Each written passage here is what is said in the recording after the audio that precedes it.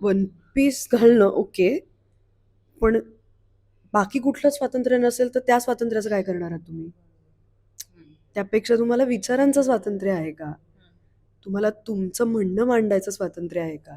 हे सगळं खूप नंतर येतं गं, पुढे येतं हे ड्रेस काय आणि हे काय आणि ते काय. ती बरं, कुठलेही बदल पटकन नसतो होत, त्याला वेळ लागत असतो. आपण एका ठराविक काळापासून तर 100 वर्षापूर्वी आपण जसे होतो, आपण आपल्या घरात आपल्या 100 कशाला अगदी 30-40 वर्षांपूर्वीपर्यंत आजी आपली नऊवारी नेसायची, आई पाचवारी. हळूहळू आपण पोशाखी दृष्टीने बदलत जातो.